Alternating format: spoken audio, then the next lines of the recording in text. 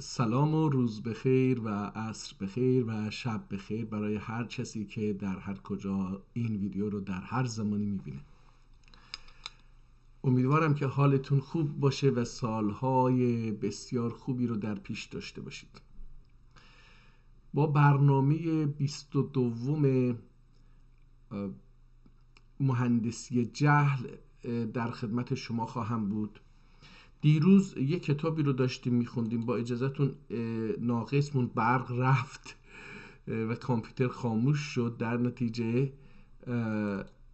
ناقص موند اون کتاب. حیواندارlık، آت به جرمک،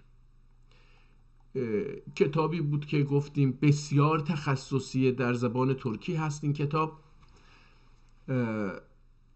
در یک موزه نگهداری میشه، دی والترز آرت میوزیم در ایالت میریلند آمریکا در شرق بالتیمور نگهداری میشه. وبسایتش و اینا رو هم اینجا الان نشون میدیم. اونایی که دوستانی که از یوتیوب ویدیو رو میتونن ببینن این رو خواهند دید. و نشون دادیم کتاب رو و 10 ها عکس، حالا حدود 20 عکس، نقاشی خیلی زیبا از عکس. حالا باید دید که در چه تاریخی نوشته شده. نگاه کنید این کتاب رو از نظر هنری میشه دید. ببینید این کتاب رو وقتی نگاه میکنیم به چند چیز باید توجه بکنیم.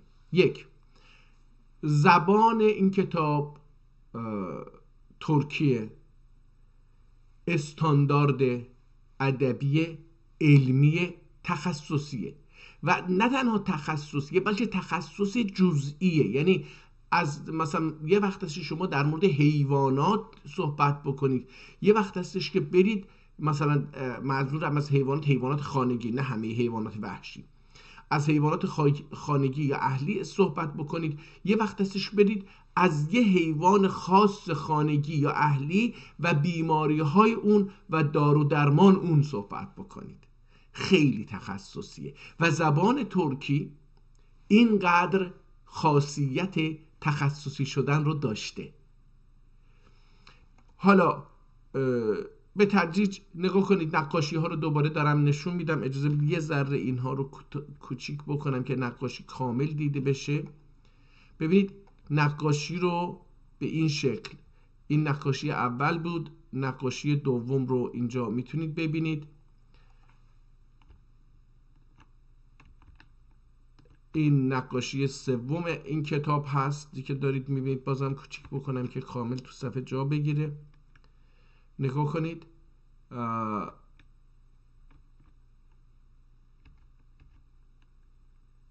این سومین نقاشی هست. این چهارمین üçüncü دوباره برگشتیم به این چهارمین نقاشی هستش. این پنجمین هستش. البته این آلتی نوشت، ششمجی. بذار ببینم چی شد این پنجمی، dördüncü. حالا این با این دکمه نباید برم، ظاهرا وقتی با این دکمه میریم میپره. نه، همون وسط یه نقاشی گم شده. altıncı و این yedinci. ما در زبان ترکی آذربایجانی این رو با تشدید میخونیم، یدی اینجی میگیم.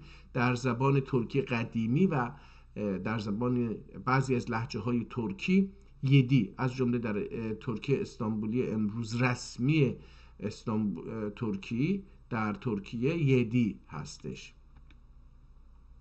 این توکوزه، ما الان این رو مثلا د میگیم. البته بین ت که با دسته داره مثل توتی و دال یه جوریه که مخرجاشون به هم نزدیکه. یعنی اونجایی که دهنمون زبان و حلق و هوا و اینا به هم دیگه، تارهای صوتی با هم دیگه کار بکنن، یه صدا بدن بیرون، به هم دیگه نزدیکه. مثلا عرب ها این رو مثل د تلفظ میکنن. در نتیجه ما همون به جای اینکه با بگیم حالا توکوز میگیم دوکوز، با د میگیم. این نقاشی دهم کتاب هست که البته هر کدوم نقاشی خودش در مورد اسب یه چیزی رو میگه که ما در سری قبل بهش توجه کردیم. این 13، این عکس 14، نقاشی 14، ببخشید، این 15، این 16، اینم 17 و این 18. اینجا دیگه شماره نذاشته، ولی خب این 20، 19 میشه مثلا، که در مورد سالم بودن عکس صحبت میکنه. دوباره برگشتم فکر کنم عقب. یعنی تغموش اینجا هم در مورد اسبای صحبت میکنه که تازه زاد و ولد کردن. این دیگه 21 فکر کنم باشه. این عکس 22 هستش، در مورد عکس یک حیوان سالم رو نشون میده. اینجا عکس 22 یا 23، حالا دیگه از دستم در رفت. و اینجا هم دوباره عکس های دیگری، نقاشی های دیگری رو بسیار زیبا میبینیم. حالا دوستانی که با نقاشی سر و کار دارن میتونن بگن که این مداد رنگیه، با چه رنگی، با چه سیستمی هست. حالا من نمیدونم، من در مورد نقاشی، گرچه فرزندان من هر 3 تاشون نقاشی کار کردن، 3 تاشون نقاشی کار کردن، ولی من به این، حالا میبینیم ادامه داره. من فکر کنم 30 تا شد دیگه الان. بعد اینا دیگه خالیه. متن کتاب رو رسیدیم. متن کتاب رو یه ذره بزرگ بکنیم که بهتر دیده بشه. دوستان،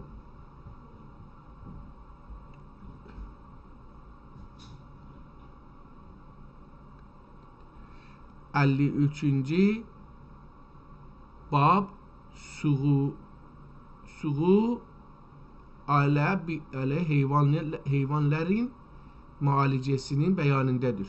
حالا اینها رو دیروز صحبت کردیم. گفتم که من چون زبان ترکی رو در مدرسه نخوندم، دانشگاه نخوندم، علمی نخوندم، خیلی هم کتاب در زبان ترکی نخوندم، با سیستم آکادمیک و استاندارد و تخصصی و ادبی، ببینید مشخصات زبان رو، باید استاندارد باشه، باید ادبی باشه، باید رسمی باشه، باید زبان رو شما علمی بدونید، تخصصی بدونید تا بتونید یه متن رو بخونید و از اون حالا در چیزهای خطی باز هم دشوارتره.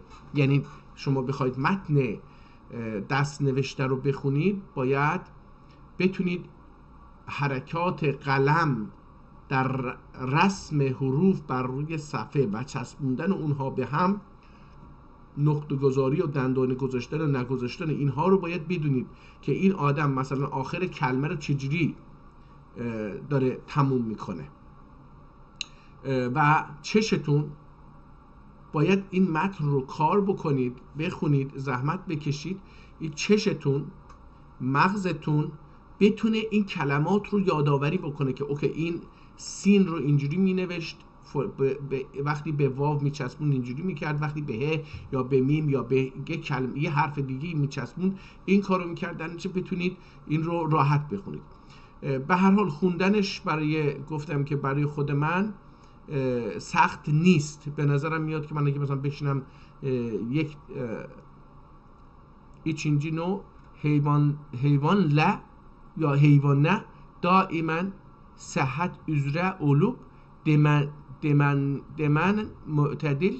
حالا اینجا ببینید مثلا حیوان لا، این باید حیوان باشه، این دیگه لا نیست، مثل ل نوشته، ببین مثل ل نوشته اما این باید حیوان باشه. دائما صحت üzere olup demek میشتونه باشه. حالا دمنین معتدل olmasın، این دمن چیه؟ مثلا من این که نیست قطعا، این نونه. دنینین اوکی، الان مثلا دارم متوجه میشم این دن باشه، یعنی اون چیزی که بهش میدید غذا. دنینین معتدل olması و ایلل سایره وجودینده. حالا اگر این دا باشه، ده باشه، اینم باید دنینده باشه. نگاه کنید وقتی که میگم خوندن متن باید چشتون عادت بشه، برای اینکه باید یه متن رو بخونید با نویسنده آشنا بشید. حیوان دائما یا صحت üzere olup deninde mü'tedil olması ve ilal saireye vücudinde. حالا اینجا این خط چی هست نمیدونم، عادی olması، اینجا نمیدونم این چیه، این استاده olması murad öldüğünde onu ani از ذکر تربیت. حالا نگاه کنید اینجا مثلا باید فهمید که این یک کلمه هست یا دو کلمه هست و یا این که ر کی هست چی هست. atı az ذکر تربیت eyle mualice ölüne şöyle ki iki gebze ابه. حالا این ابه یعنی چی من نمیدونم، این چون که تخصصی هست. حالا قرار شد که ببینیم این یه تاریخی داره یا نه. دیروز فکر کنم من الان تو صفحه رسیدم به صفحه مثلا 109. دوای دیگر. ببینید مثلا در زبان ترکی دو تا دوا داریم. یک دوا به معنی داروهای معالجه، یک دوا به معنی دعوا، جنگ.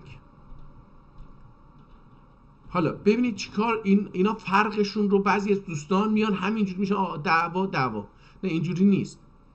یکی صدای آش بلنده، داوا داوا داوا، یعنی این صدای آی اول رو بعد از دی اول باید بلند بکشید. این میگه که داوا یعنی هم به معنی ادعا، ما یه مسئولیت اجتماعی، یک هدف مقدس، به اون معنی که عرب هم همین به کار میبرن این رو. داوا مثلا ما در کسانی که استقلال طلب هستن یا دموکراسی خواهان میگن ما یه داوا bizim bir davamız var، یعنی bizim bir مقدس، یعنی ما یه هدف مقدسی داریم. اینجا این داوا به معنی جنگ نیست، اینجا به معنی یک جنگیدن برای یک کار مقدسه. حالا میتونه دین باشه، تو بعضی ها میتونه اخلاق باشه، میتونه تغییر طبقات اجتماعی باشه، هر چیزی که هست. میتونه یک ایدئولوژی باشه، میتونه یک حاکمیت باشه، مثلا یه حاکمیت رو زمین بزنیم، یه حاکمیت جدید درست بکنیم. این داوا هست. یکی هم هستش که داوا منم davamı ver atım. مثلا من دارو رو نمیگیم، مثلا حب میبره آتم، این اسم تمامی داروها داوا هستش. یعنی به همه نوع داروهای گیاهی و شیمیایی و اینها که برای معالجه انسان میگیم داوا، اسم جمعه، برای هر نوع داروی گفته میشه. اما وقتی مثلا اسم داره، مثلا حب، قرص، اینا به کار برده میشه. Benim sizinle bir davam var. اینجا مثلا ایران و عراق davası var. هم اونجا داوا هم savaş میتونیم بگیم. داوا gördüğünüz gibi همونطور که میبینید. حالا بریم از اینجا. davای دیگر احتمالا این 100 باشه. مثلا میتونیم بوز بخونیم. نگاه بکنیم، من اینو دوباره بزرگ بکنم دوستان بهتر ببینید. davای دیگر بوز یا 100، اینو خب باید 100 بخونیم برای اینکه اینجا میگه 100 درهم. نمیتونیم بگیم که بوز درهم. بوز به معنی یخ هست در ترکی. ما نمیتونیم بگیم که بوز درهم دفنه سوی، 100 درهم آب دفنه. نمیتونیم بگیم. باید بخونیم این 100 dirhem defne suyu ve 2 100'er dirhem sıyam yağı ve zit yağı. زیت میشه زیتون احتمال میدم، نمیدونم، اینا تخصصیه. 60 dirhem yaş اغرب otu. حالا اغرب otu چیه؟ یعنی اون سبزی ای که علفی که اسمش اغربه و اون یاش باید باشه، یعنی جوون باشه و خشک نشده باشه، اونا. و 20. حالا اینو ببینیم، مثلا باید بخونیم بکرمی نمیشه، این باید بخونیم 20. حالا تو زمان 20 بشر درهم، یعنی هر کدوم از این چیزایی که میخواد بشر یعنی هر کدوم. 20 بشر درهم گاردل، فاردل، کندور. حالا این نقطه، این حرف رو، این کلمه رو که اینجا میبینید، ما این رو خیلی دیدیم تو این متن، نتونستم بخونم، باید این رو دید که sahme oğluna kündür, sahme oğluna cekleri, sahme olunacakları dövülüp birbirlerine müzecc ile birleşe. ببینید کتاب رو میشه به راحتی خون. اینو میخوام بگم دوستان. من فکر کنم که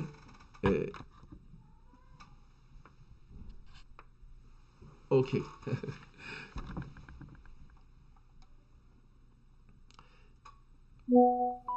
یه سلام دیگری عرض بکنیم. من ظاهرا اون یکی ویدیو رو بازگرد کرده بودم که داره از اینستاگرام پخش میشه، فقط یوتیوب بود، برای همین دوباره یه سلامی عرض بکنیم. سلام به حضور تک تک دوستانی که این ویدیو رو میبینن به طور زنده یا بعداً خواهید دید. امیدوارم که حال روزتون خوب باشه. ما دیروز در همین برنامه 22مین برنامه مهندسی جهل رو دارم خدمتتون تقدیم میکنم. دیروز کتاب حیواندارlık یا at becermek رو داشتیم توضیح میدادیم. امروز هم یه چند دقیقه استش که در یوتیوب این برنامه ادامه داشت، در یه مقدار توضیحات اونجا دادم. این کتاب حدود 30 تا نقاشی داره و با خط جالبی نوشته شده. نمیتونم بگم خطی که نمیشه خوند، میشه خوند، به راحتی هم میشه خوند. فقط باید یکم زحمت کشید، جمله ها رو عادت کرد، متن رو عادت کرد، اصطلاحات رو عادت کرد، به چشم و مغز به نوع همچسبیدن حروف و حرکت قلم روی کاغذ رو یاد بگیره. مثلا من دوباره اینجا همین کلمه رو که اینجا میبینیم کندور، حالا این چیه اینجا نمیدونم، این کلمه دوباره اینجا میبینیم این رو. حالا این کتاب رو فقط به این جهت دارم بهتون توضیح میدم، تلاش میکنم توضیح بدم البته، که این کتاب اگر دقت بکنید داخلش هم با حاشیه طلا نوشته شده، جالب، قاب بندی شده، نقاشی کشیدن با خطکش خیلی زیبا. معلومه که نویسنده این خیلی آدم ریزبینی بوده، برای اینکه کتاب رو اگر دوستان بتونن ببینن، ببینید با فاصله نیم متر از هم 2 تا خط کشیده، قاب این کرده، دوباره با فاصله فرضاً حدود 8 میلیمتری یک خط دیگری رو کشیده دور صفحه متن، نه دور صفحه متن کشیده، داخلش رو طلاکاری کرده، دوباره داخلش خط کشی های زیبا انجام داده. مشخصه که در این تاریخ به نوعی با خطکش و اندازه‌گیری و اینها یه اندازه‌گیری، واحد اندازه‌گیری داشته ترک‌ها. اینو میخوام بگم، نه اینکه سانتی متر بوده، نه ما سانتی متر نداشتیم، سانتی متر جدیده، نه اینکه میلی متر بوده باشه، اونم مال جدیده، مال ما نیست. مال ما چیزهای دیگری است که حالا به تدریج کتابا که بیاد منم باهاشون آشنا بشم بهتون خواهم گفت.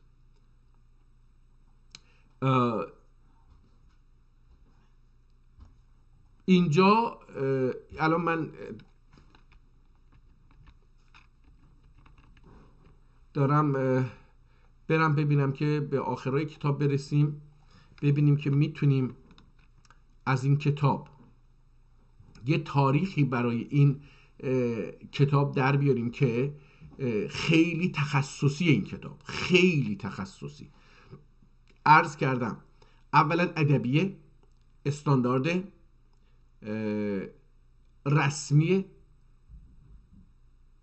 حالا ما باید به این فارسایی که فکر میکنن که چون مثلا یه شاعری، یه پادشاهی در عثمانی، یه آدمی، یه شاعری به زبان فارسی شعر گفته، زبان رسمی اونجا بوده. خیلی آدم باید احمق باشه، ببخشید، خیلی باید عقلش ناقص باشه که از اینکه مثلا در آذربایجان، در ترکیه، در قرقیزستان، در ترکمنستان یا در چین یه نفر به فارسی شعر گفته، 10 نفر به فارسی شعر گفته، یا یه شعری رو اونجا نوشتن، بگه که آقا زبان رسمی اونجا شعر بوده، اینگار که مثلا زبان دیگری در اونجا نبوده.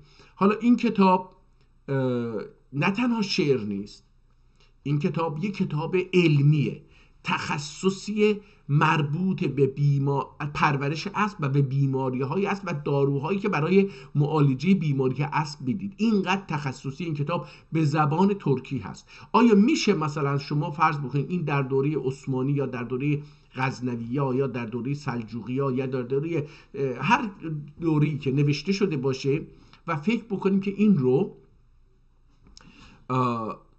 مثلا زبان رسمی نبوده در این مملکت، این زبان استاندارد نبوده، نوشتنش، الفباش، صداهاش استاندارد نبوده، اینقدر باید، در حال که ما در روزهای قبل کتابهایی رو معرفی کردیم که زبان ترکی 1000 سال قبل با تکیه بر زبان عربی، صداهای عربی و حروف عربی که قبل از احتمالاً ترکا حروف دیگری داشتن قبل از اسلام، اما اون حروفی که بعد از اسلام ترکا پذیرفتن، مثل خود اسلام که ترکا پذیرفتن، سیستم های خلافت اسلامی رو هم پذیرفتن و اینا، یکی از اونها هم حروف عربی بود که ترکا پذیرفتن و اون رو تغییرش دادن. گفتیم که اون رو هنری کردن و هندسی کردن، برعکس اون چیزی که براش خط آفریدن. یعنی اون چیزی که رسم الخط های که امروزه گفتیم میشه، بیشترش در تبریز برای زبان عربی یا زبان ترکی، من به نظرم زبان ترکی ساخته شد که زبان، چون الفبای عربی ترکی رو هم بر اساس الفبای عربی ساخته بودن، در نتیجه میشه گفت که هر دوتا رو اینا طراحی کردن برای اینجا. حالا این کتاب ترکی هست و احتمال میدم که بذارید حالا ببینیم، من به جای احتمال بریم ببینیم که در چه تاریخی نوشته شده. کتاب ساده است ولی تخصصیه. چون تخصصیه خوندنش سخته، ولی برای مثلا کسی که کار اسب و بیماری های اسب و پزشکی اسب و اینا باشه خیلی فرق خواهد بود. حالا مثلا ببینید، من اینجا یه چیزی که این اومده بیماری رو اول میگه، بعد داروهاشو میگه، اسم بیماری رو میگه. من حالا چیزی شناخت من اینه، توصیفش نمیکنه که این بیماری علایمش چیه مثلا، تا ما بفهمیم که برای خیلی تخصصی، یعنی انگار برای پزشکان نوشته. مثلا من نمیدونم، من خودم شخصا الان نمیدونم مثلا تروئید چیه، یا مثلا ما میگیم سرماخوردگی، اما واقعا من نمیدونم که مثلا فرق بین سرماخوردگی و آنفولانزا و نمیدونم بقیه چی هستش. خب اینها رو نمیدونیم برای اینکه تخصص من نیست. این آدم وقتی میخواد بره پاراگراف برسه باید موضوع عوض بشه، با مداد قرمز، با رنگ قرمز می نویسه. نمیدونم حالا مداد هست، قلم هست، رنگ هست، هرچی هست با اون می نویسه که این متن تموم شد. متن قبلی به متن بعدی آغاز میکنه، متن بعدی رو آغاز میکنه. حالا از نقطه و ویرگول هم استفاده نمیکنه، یعنی جدید نیست. به عربی نوشته شده، معلومه که این خیلی قدیمیه، چون که در 100 سال گذشته در ایران و در ترکیه و کشورهای ترک زبانی که تحت استعمار چین و روسیه بودند، متاسفانه در 100 سال گذشته زبان ترکی از حالت الفبای عربی یا ترکی قدیمی خارج شده. من این نگم عربی دیگه، این از این به بعد ما بگیم که الفبای ترکی قدیمی خارج شده و تبدیل شده به لاتین یا روسی یا کریل یا نمیدونم حالا هر چیزی. ببینید اینجا من این دو کلمه قرمز رو میخواستم بگم. در یه جا میگه علاج آخر، از کلمه عربی استفاده میکنه، هم علاج هم آخر، هر دوتاش عربی هست. دوای دیگر، اینجا هم از دوا به عنوان فکر کنم ترکی باشه، دیگر احتمالا فارسی باشه، در ترکیه هم هست، نمیدونم دیگر ترکی فارسیه. دوستان میتونن کمک بکنن اینها رو بفهمیم. مثلا برینجی نوع، اینجا برینجی نوع 26. باب حیوان مستولی اولان، این نه رو اینجوری. حالا متوجه شدیم که این نه رو مثل لهه می نویسه، لهه. اولان ستمه illeti 2 növ üzere bir vec'atı beyan olunur. خب نگاه کنید، اینجا در مورد یک بیماری صحبت کرد که مستولا اولان. این چیه؟ ستم. این ستم این ه نیست، این سم هست، ستم هست، نمیدونم. علتی، این اسم بیماریه. علت یعنی بیماری. در زبان ترکی وقتی این رو به کار میبره، علت یعنی بیماری. 2 növ üzere bir vec'atı beyan olunur. این دوباره حالا من دارم متوجه میشم این چیزی که به این شکل می نویسه نونه. birinci növ. حالا اینها رو مثلا توکوزینجی نو، توکوزینجی تشدید نداره، یا احتمالاً هم تشدید داشته باشه. اینجا چون تشدید ازش استفاده نمیکنه، یعنی اون علائم استاندارد استفاده نمیکنه، ما نمیتونیم بگیم اینجا ایشون توکوز می نویسه، توکوز می نویسه با تشدید قرو می نویسه، یا توکوز می نویسه مثل ترکیه که امروزه به کار میبرن. علاج آخر همش همین بیماری ها، یعنی پشت سر هم. ترتیب دیگر یعنی یه دارو رو برای یه بیماری گفته، حالا میگه یه داروی دیگری رو هم داره تجویز میکنه برای همون بیماری. بذارید بریم آخرای کتاب که ببینیم یه تاریخ میتونیم پیدا بکنیم و بعد بریم یه کتاب دیگر رو دانلود کردیم، امروز دانلود کردم. ببینیم این آخر کتابه، این پشت جلده، یعنی جلد آخر پشتشه، این درون پشت آخر جلد پشت درون، طرف درونیشه، این صفحات سفید قبل از پایانشه. ببینید اینجا اومده، ببینیم این چیه، این چی هست اینجا نوشته، صفحه ها رو اینجوری. اینجا فهرست داده، احتمالاً اسم منم اینجا هست، ارباب انصاف. به به، من اسم خودم هم اینجا دیدم، لندن اولیه کمی. ببینید اینجا 105 گرگه اوجی باب مسکی علتی بیاننده در. حالا نمیدونم این صفحه مثلا اینها دیگه من متوجه نمیشم. این گرمه اوجبجی باب، این یه بیماری رو داره میگه دیگه، در حال این بیماریه و داره علت اون رو، اون علت گفتیم بیماری نیم بیاننده دی. خب از اینجا به بعد دیگه شروع میکنه در این 3 صفحه بیماری ها رو میگه. حالا نمیدونم چرا این صفحه مثلا از اینجا 105 شروع شد، اینجا از 83 شروع میشه تا 91 و اینجا از 36 شروع میشه تا 84 و اینجا صفحه 9. خب ظاهرا کتاب در این کتاب از آخر صفحه بندی کرده به اول، یعنی اول کتاب رو نوشته از سمت راست به چپ، کتاب رو تموم کرده، حالا از سمت چپ صفحه شروع کرده بگه که آقا ما تو این کتاب در هر صفحه درباره چی میخونیم، فلان بیماری در کدوم صفحه است، یا صفحه فلان بیماری رو داره. خب فهرستشو منتها در ایران فعلی و در بسیاری از کشورها اگه بخوان فهرست رو بنویسن یه کاری میکنن. حالا من اجازه بدید این رو عملا نشون بدم. فرض بکنید این یک کتابه، ما در زبان فارسی و ترکی و ترکمنی و عرضم به حضورتون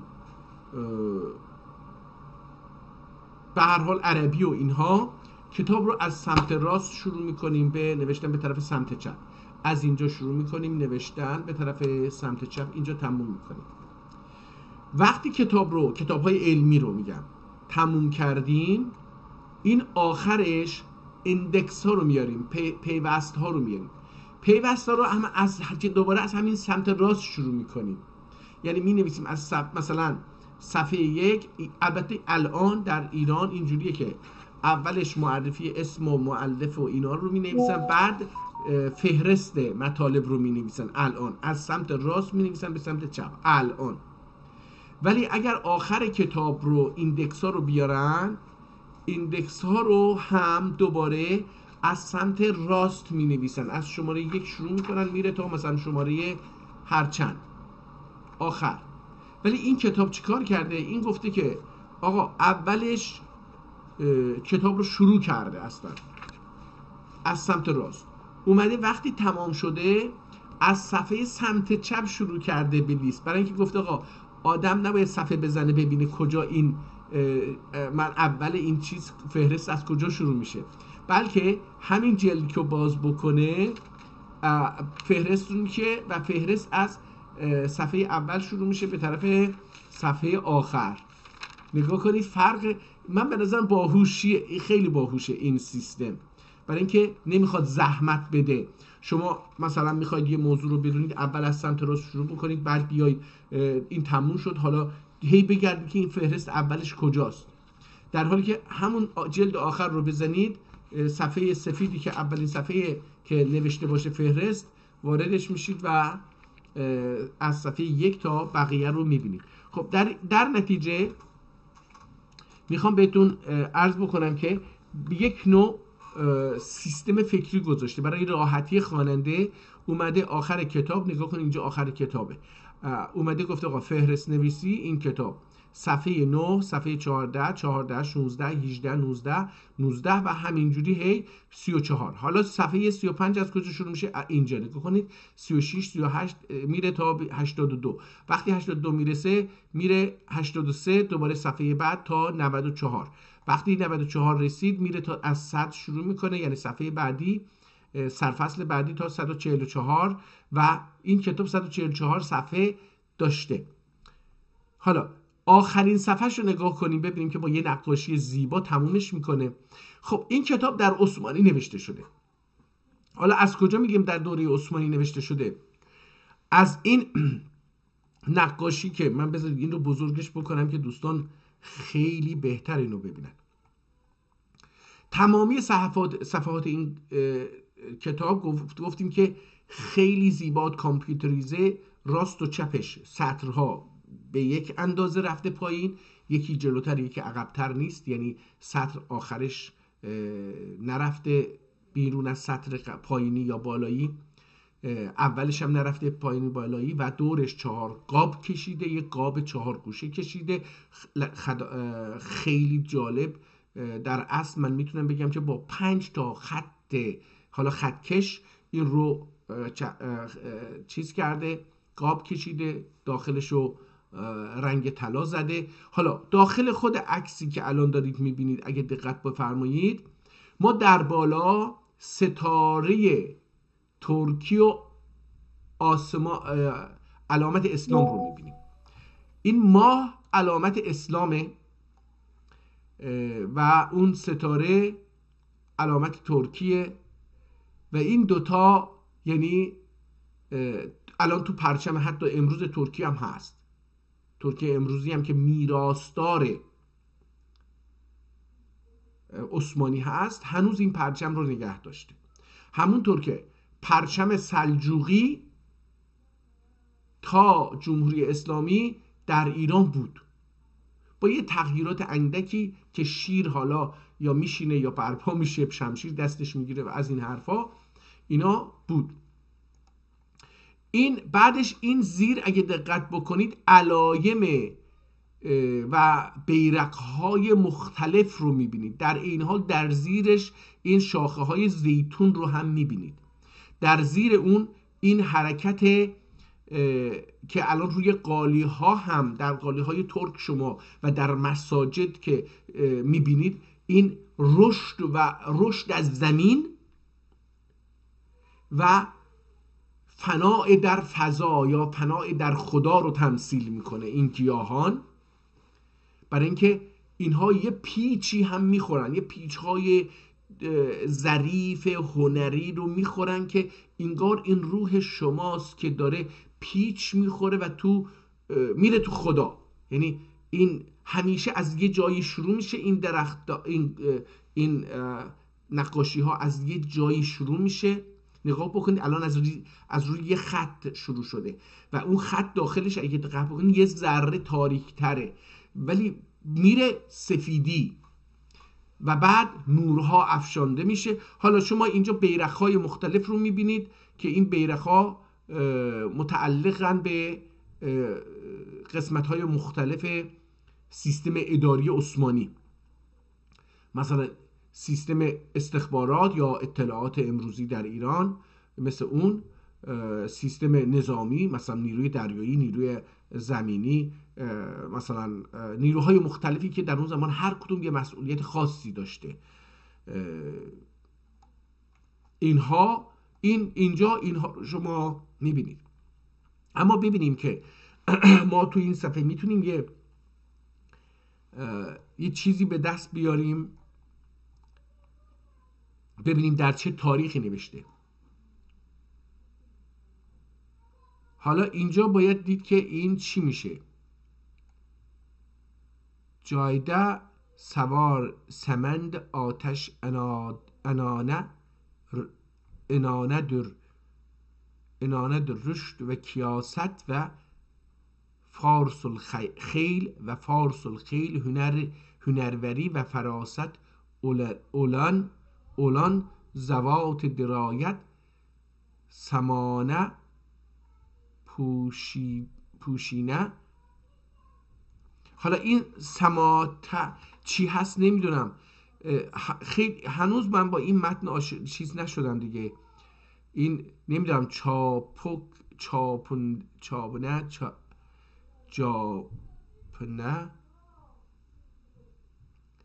یه اصطلاح دیگه، سوار سمند آتش اینانه در شه و کیاست. این رشد نیست، این حالا بذارید ببینیم همینجوری با غلط بخونیم ببینیم که میرسیم به رهنورد به که حرام سا گنات جیا همده لجام زرینه حمد و سنای خالصه اسماء و آسمان و زمین، احتمال میدم آسمان و زمینه و سروج سمیم صلوات و سلام فخر المرسلین. حالا نگاه کنید یواش یواش متوجه میشم که این هم ایله مرسلین، ایله برزیب و زیم غاشیه زرندوده ترزی اصحاب کریمه ایله تزییم اتمیه بیرحال. حالا من اینا رو راستشو بخواید الان خیلی نمیتونم بخونم، فقط تلاش میکنم که آل عثمان رو دیدم دیگه. حالا دودمان نقاده دودمان آل عثمان اعنی بهی، عربی شو داره می‌نویسه، از سلطان ابن نگاه، حالا من اینجا دیگه دارم متوجه، عربی نوشی خیلی. ببینید عثمان نه رو اینجوری می‌نویسه، اعنی این هیچی به، از سلطان دوباره ببینید این نه با این نه میخونه. حالا خب با این سلطان نه رو مثل نهه می نویسه، آخر نامه رو می نویسی مثل اون می نویسه. ابن دوباره نگاه بکنید روش نقطه نمیذاره، این دندونه اونجا مثل نونش نقطشه. ابن سلطان عبدالمجید گان خان نمی نویسه، گان می نویسه. نگاه بکنید این عبدالمجید خان ابن السلطان القاضی محمود گان ابن گان لا زالت شموس و اقباله الى اگر دوران الى اگر دورانه افندimiz حضرتlerin. خب پس در مورد چه زمانی این نوشته شده؟ در زمان سلطان ابن عبدالمجید گان ابن سلطان القاضی محمود خان. سلطان محمود عثمانی رو ببینیم که در چه تاریخی بوده. سلطان، حالا اجازه بدید اینجا سلطان محمود عثمانی، بذارید ببینیم که این سلطان محمود عثمانی چی میگه.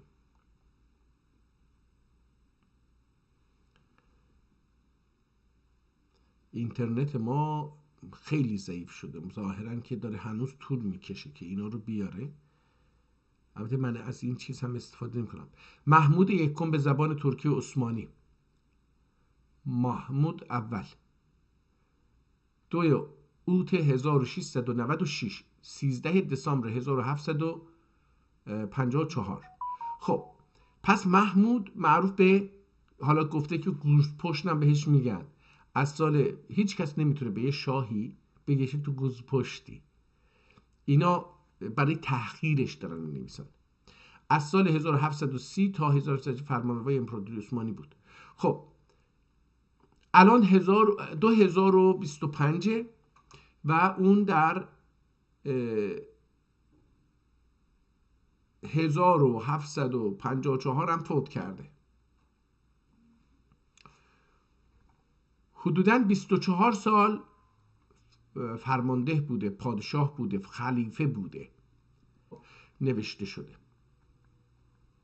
خب پس تاریخ کتاب رو تا یه حدودی به دست آوردیم که در چه تاریخی نوشته شده. ببینید حالا ما با مراجعه به این میتونیم بگیم که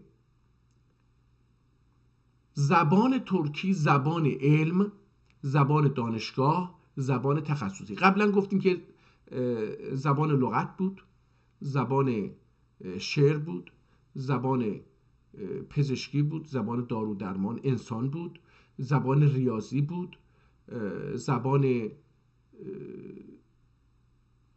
ریاضی رو گفتیم. حالا اینجا میبینیم که خیلی تخصصی تر شده، به بیماری اسبها، نه بیماری حیوانات مثلا خر و الاغ قاطر و اینا نرسید، نه با اونو کار نه، فقط روی بیماری اسب کار میکنه. خب پس این زبان رسمی هست. حالا ممکنه یه آدمی از صدها هزار آدمی که میلیون‌ها آدمی که ترکی صحبت میکنن و ده‌ها هزار آدمی که ممکنه به ترکی بنویسن، 1-2 نفر هم برن زبان خارجی یاد بگیرن باهاش. زبان خارجی نه، زبان امپراتوری دیگه، یعنی زبان عثمانی از چین تا وسط‌های اروپا در قلب اروپا خلیفه است. انسان‌های این هر زبانی جزو این خلافته. این خلافت مسئوله که هر زبانی، هر کسی در هر زبانی بخواد بنویسه، آموزش ببینه، بگه که اوکی انجام بده. برای همین تونست این 700 سال این حاکمیت دوام پیدا بکنه و بدون جنگ صلح داشته باشه در جهان حداقل داخل از چین گرفته تا اروپا این سیطره چیز بود. خب فارسی یکی از زبانهای داخل این امپراتوریه که حالا منی که مثلا ترکم تو تبریز و نمیدونم اردبیل و زنجان و قزوین و چین و ترکمنستان و فلان، میریم مثلا این زبان رو یاد میگیریم، با شعر مینویسیم، چه اشکالی داشته؟ مثلا این دلیل نمیشه که مثلا کلا در تاریخ اسلامی از اسلام تا الان کل کتاب هایی که به فارسی نوشتن جمع بکنن بشه 100 تا 1000 تا. دلیل نمیشه که زبان این جهان فارسی بوده، نه، دلیل بر اینه که این زبان هم اونجا وجود داشته، یه تعدادی به این زبان هم نوشتن، دولت ها به این زبان هم احترام کردن. همونطور که مثلا خب همین شاهان قاجار، شاهان عثمانی، شاهان صفویه، نادر و بقیه به عربی خیلی بیشتر از ترکی و فارسی نوشتن، یعنی زبان رسمی اونجا عربی بوده. مثلا یه نوع خیلی کودکانه است، خیلی کودکانه، یعنی آدم باید اونقدر احمق و نمیگم یعنی خیلی پایینتر از احمق، یعنی خیلی ابتدایی دنیا رو نشناسه، تاریخ رو نشناسه، جغرافیا رو نشناسه، حکومت رو نشناسه و فکر بکنه که خب ما اینجوری بودیم از اول و زبان جهان است. نه آقا، زبان جهان اسلام دو تا بوده، عربی و ترکی. 400 سالش کلن عربی بود، زبان اصلی، زبانی که هم دین رو میگفت هم فرمان میداد، زبان دولت و زبان دین عربی بود. هر کسی که در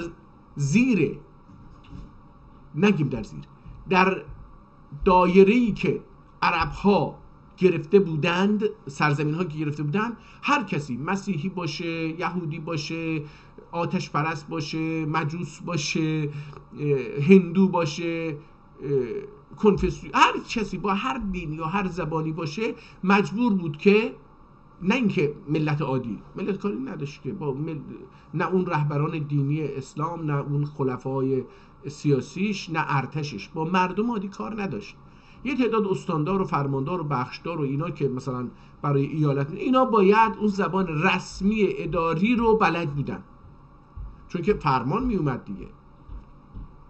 خب این ملاها هم که پای منبر به ترکی و عربی، یعنی اون زمان به مثلا کنفسیوسینا که صحبت نمی‌کردن، اینا میومدن با همون زبان عربی حدیث رو میگفتن، حالا به زبان خودشون هم محلیشون هم اونو تفسیر میکردن، به مردم بگن که چیه، مثلا مردم متوجه نمیشدن عربی رو، اون عربیشو میخوند، بعد به ترکی یا به هر زبان دیگری اینو ترجمه میکرد، تلاش میکرد ترجمه بکنه تا اونها رو به اسلام مثلا راهنمون بکنه.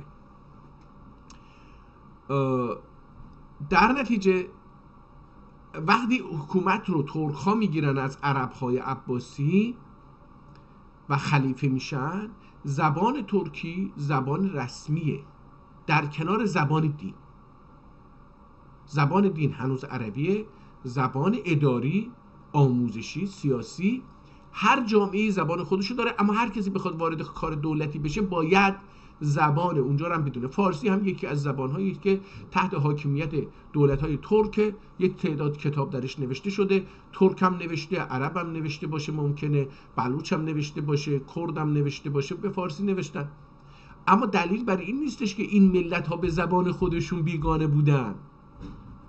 جالبه که در ایران به ما گفتن که آقا چون مثلا قطران به فارسی نوشته، این ترکی بود، نبوده زبان اونجا. حالا قطران از آذربایجانی که مثلا اون زمان فرض بکنید 1 میلیون جمعیت داشته، یه نفر بوده، 999,999 نفرش ترکی حرف میزدن با هم. حتی همون قطران هم وقتی که دارن صحبت میکنن میگه آقا من این آدم فارسی رو خوب نمیدونه، میپرسه، غلط شعرهاشو میخونه که آقا اینو من غلط نوشتم به من بگو. خب زبانش ترکی نبوده، ترکی بوده، فارسی نبوده که. خب این هم از این کتاب رو هم تموم بکنیم اینجا. به نظرم این کتاب خیلی کتاب خوبیه، تخصصی هست، به ما خیلی چیزا یاد میده. ما متوجه میشیم که کتاب در دوره حدود 300 سال پیش دانشگاه‌های ترکیه، اکادمی ترکیه، یعنی ببخشید ترکیه وجود نداشت، اکادمی‌های عثمانی، مراکز تعلیم و تربیت و تخصص عثمانی به زبان ترکی بوده. حالا بریم ببینیم که یه کتاب دیگه امروز تلاش کردم دانلود بکنم، دانلود نشده، عجب. بذارید ببینیم، من این کتاب رو شایدم دانلود نکردم. نه، دانلود نکردم. من همینجوری اومدم ببینم که چه کتابی میتونم پیدا بکنم. همینجوری رسیدم به اینجا. الان وقتی دارم پایین بالا میکنم میگم اینجا یه وصیت‌نامه هستش. حالا بذاریم اینو بذاریم، این وصیت‌نامه رو بزنیم چیز باشه. 270 صفحه هست، خیلی خط زیبایی داشته. این هم یک کتابیه به نام استرم، میخوام اراده میکنم، در مورد اراده احتمالاً باشه. اینم عکسشه. حالا اجازه بدید در مورد عکس این یه مقدار ببینیم که چی میتونیم بگیم. این کتاب دوباره سلیمانیه. ظاهرا جناب آذرباش این کتاب‌ها رو از کتابخونه PDF های سلیمانیه گرفته. من فکر کنم دانلود کرده باشن اینا رو، فکر میکنم، مطمئن نیستم. این سلیمانیه فکر کنم امروز تو ترکیه امروزی قرار داره، کامل مطمئن نیستم. استرم، نشر انوار ایچون کنسه علمقی استرم، شعره.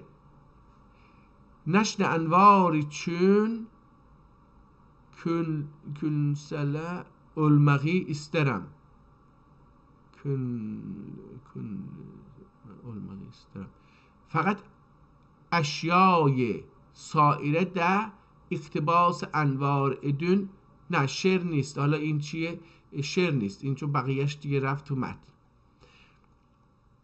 حالا این اولین کتابی که امروز داریم دانلود میکنیم. دومیش اینه، بیر کلی وصیت‌نامه. من اینجوری میخونم، کلی وصیت‌نامه. اینجا بسم الله الرحمن الرحیم، حمد و ثنای بی نهایت و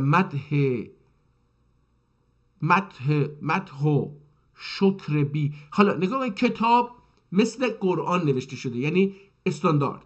فرقش با کتاب قبلی که بدون استانداردش رو رعایت نکرده بود این بود که کتاب قبلی که در مورد اسب بود، ببینید حالا من تلاش میکنم عکس اون رو بیارم اینجا که بتونیم ببینیم. اگه بتونیم، نه نمیتونم چون اینجا من بلد نیستم با این چه شکلی میشه دو کتاب رو کنار هم باز کرد. متوجه؟ ببینید این اون صداها رو روی حروف گذاشته. در نتیجه ما اینجا متوجه میشیم که ترکی خیلی به استاندارد نمیشه. در کتاب قبلی که مربوط به اسباب بود، اون آدم یه کاری کرده، گفته آقا این یه علم تخصصیه، من دارم این کتاب رو به زبان علمی ترکی، به زبان ترکی علمی می نویسم برای متخصصین.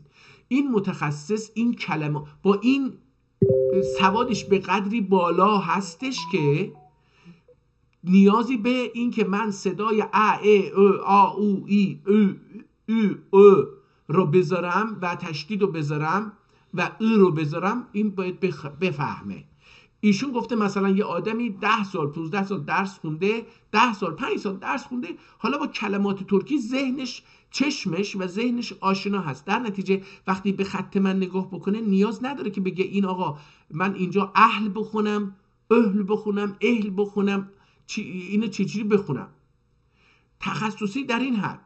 ولی این کتاب داره یه چیز رو آموزش میده احتمالاً، یعنی هدف برای همین استانداردیزه کرده. گفته بسم الله الرحمن الرحیم، حمدو، نگاه کنید، حمدو و ثنای بی نهایت و مدح و شکر بی غایت. حالا اینو میتونیم بنویسیم، این ت آخر رو من اینو بزرگش بکنم دوستان. من که میگم نهایت و غایت، آیدا چی کار کردم؟ این چرا نمیشه اینو سمت راست و چپ برد؟ جالبه. خب این نهایت ت عربی آخر معمولا مثل ت نامه هست که روش 2 نقطه هست. معمولا اینو نمیذارن، معمولا وقتی ما ترکا می نویسیم و اینا اینو نمیذاریم، ولی خود عرب ها در کتاباشون اینو میذارن. فرق بین ترک ها و عرب ها و فارس ها و عرب ها در اینه که حتی احتمال میدم، من اردو رو نگاه نکردم ببینم بین تو اردو هم تی آخر چیز رو تأنیث رو میگن دیگه، تی آخر تی تأنیث عربی رو آیا با نقطه میذارن یا بدون نقطه میذارن. حالا اینجا یا باید بخونیم نهایت یا باید بخونیم نهایه. اون هی آخر خیلی خونده نمیشه، فقط صدا خونده میشه. حالا حمد و ثنای بی نهایه و مدح و شکر بی غایه. حالا اینجا ترکی میشه، یعنی آهنگ ترکی رو این عربی کلمه عربی به خودش میگیره. اول نگاه کنید، اول اینجا و روش ساکن گذاشته، از اینکه حرکتی گذاشته مثل تشدید که مثلا این اصلا اول خدا، ببخشید، اول خدای کامل الاحسان، احسان و شامل الانعام، خلاق جهان و بارئ. اینجا نگاه کن این ل خونده نمیشه به نظر من. بارئ انسان اولان رب العالمین مخصوص دور. حالا نگاه کن در قبلی این دور رو خیلی حالا و صلوات تامه بی حد و سلام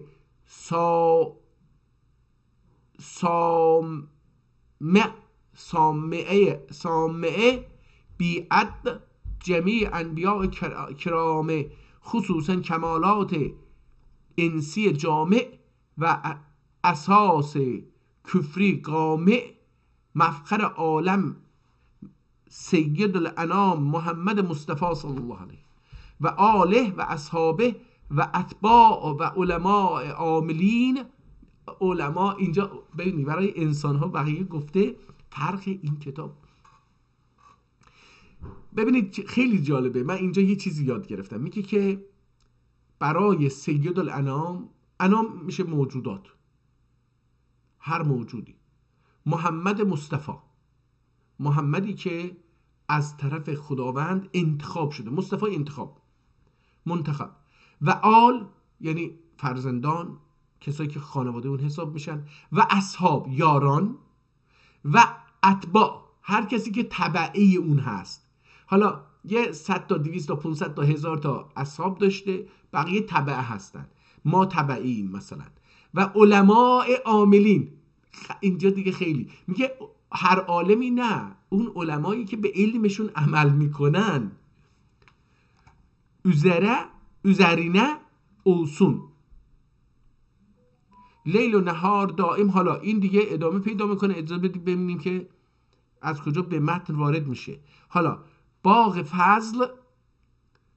fazl içinde gelmiştir afazil cug veli gülistan fazlinin asabir külberin kulli bir vesiyet name telif eylemiştir. Ol veli kıl nezer iman eyle hal eylemiş, her müşkili dini İslami beyan etmiş. İçinde حالا بذارید ببینیم کتاب دانلود شد. بریم ببینیم این کتاب اگه دانلود شد. 2 تا کتاب، بله. من اول این استرم رو بخونیم ببینیم که این استرم چیه. چون اگه استرم یعنی اراده میکنم. اراده کلمه عربی است. به نظرم استرم یا استرم، استروخ، استمک، ارادت، آرزو نیست. البته یه مقدار آرزو هم توش هستش. فرقش یه مقدار تو با اراده در اینه که حالا اراده رو باید دید که از ریشه چی میاد تو عربی. باید راد یرود و اراده، حالا این چیه؟ اراده یرید و اراده احتمالا باشه، احتمالا رد یرید و تردید از اون از کلمه رد بیاد، یا فکر میکنم از اونجا بیاد، مثل ایراد هم از اون کلمه باشه. فکر میکنم باید دید که مثلا خود کلمه چی هست. حالا این کتاب رو استرم یا استرم یا استمک یا استماق این یعنی آرزو و اراده با هم، این دوتا با همه. اراده هم همینو داره، یعنی شما وقتی اول باید یه چیزی رو آرزوتون باشه برای دسترسی حرکت بکنید. اینجا استماق یعنی که من مثلا یه چیز رو میگم آقا کتاب رو بده به من، استماق میکنم دیگه، میگم آقا کتاب رو بده. اینجا اول من اینو میفهمم، یعنی کتاب رو خواستن این کتاب، آرزوی دستیابی به کتاب رو اول تو دلم هست و بعد میرم چیکار میکنم؟ این کتاب رو از شما میگیرم. این به نظرم همون مفهوم اراده هست. حالا کتاب رو نگاه بکنید، کتاب آسیب دیده متاسفانه، جلدش رو میبینیم که آسیب دیده از هر جهت. یه سوراخی هم اینجا داریم میبینیم که اینجوری هستش. صفحه اولش رو میبینیم اینجا، جلد داخل جلد یه صفحه رو معمولا بهش میچسبونن، این جلد بهش یه صفحه میچسبونن. این صفحه هم پاره شده، از شیرازه جدا شده. ما میبینیم که با نخ اینها رو دوختن. کتاب ها رو در گذشته با نخ میدوختن به هم، صفحه ها که پاره نشه. الان چسب میزنن. من همین کتاب رو الان دفتر رو نشون دادم، ورقهاش ریخته، یعنی دوباره نشون بدم ببینید. اینو با در قرن 21 خریدیم ما. نگاه کنید، همین که مثلا می نویسید این صفحه ها همینجوری در میاد. نگاه کنید در اومد اینجا. حالا باید اگر شما شماره گذاری نکنید خیلی سخته که بتونید پیدا بکنید. در گذشته کار کتاب ساختن و نوشتن و خطاطی هر کدوم یه هنر جداگانه بود، هر کدوم یه متخصص داشت. مثلا کسی که میومد کتاب رو شیرازه میزد، یعنی این ورق ها رو میدوخت، جوری نمیدوخت که این نخ خیلی زمخت باشه به دید بزنه یا خیلی دیده بشه، اما کتاب رو هم زیبا نگه میداشت و برگ ها از هم جدا نمیشدن. حتی اگر جلد جدا میشد که اینجا میبینیم جدا شده، معمولا اون صفحه ها رو نگه میداشت، نمیذاشت جدا بشه. حالا این کتاب رو داریم میبینیم اینجا، جلد اولش رو داخلش یه چیزایی نوشتن که شماره 145 رو اینجا میتونیم ببینیم. اینجا بعد از اینکه فکر میکنم این کتاب در دوباره از عثمانی هست، اینجا به لاتین یه چیزایی نوشتن که متوجه نمیشم چیه. اینجا هم با خطی که همین کتاب رو نوشتن، ظاهرا همین صفحه رو نوشتن، یه چیزایی نوشته که بازم با اون خطه، تقریبا با اون خطی که کتاب اسب رو، بیماری های از پرورش و بیماری اسب رو آت به جرمک کتاب میخوندیم، این دقیقا تقریبا این همون خطه. بله میتونم بگم که خیلی شبیه اون خطه. ترن حساب اتدم چی اینجا ترن ها و اتدم، محاسبه اتدم، حساب اتدم. حالا نمیتونم بخونم. ببینیم که من باید از دوستان کمک بگیرم برای اینکه بیاریم این کتاب رو بخونن.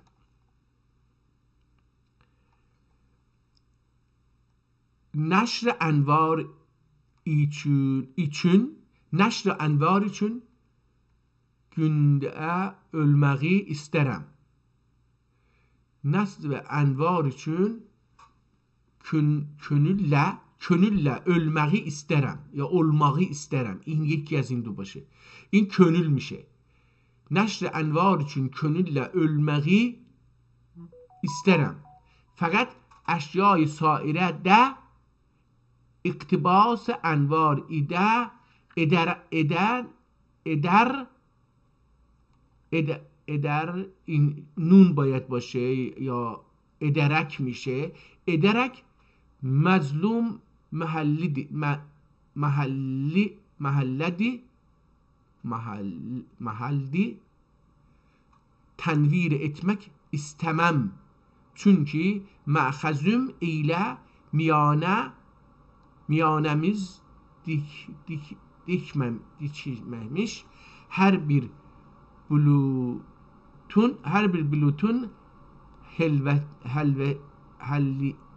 hilveti. کتاب از همون کلمه، حتی بسم الله هم نداره این کتاب. احتمالا نویسنده کتاب مسلمان نیست، چون که هر مسلمانی کتابشو با بسم الله شروع میکرده در گذشته. این کتاب به خاطر اینکه با حروف ترکی نوشته شده نمیتونه در دوره ترکیه نوشته شده باشه یا در دوره‌ای که کشورها و ملت‌های تو تحت سیطره روس‌ها قرار دارن نوشته شده باشه. این حتما قبل از این دوره نوشته شده، حالا در هر کجای دنیا نوشته شده باشه. حالا الان کتاب رو هم اینجا می‌بینیم. بازم این کتاب از سلیمانیه گرفته شده، پی دی افش احتمال میدم کتابخانه‌سی. حالا اینجا این کتاب صفحه اولش رو داره می‌بینیم. تنویر etmek isterim. تخم حیوان نشو نماسینه خدمت etme ve باگر yardım elemegine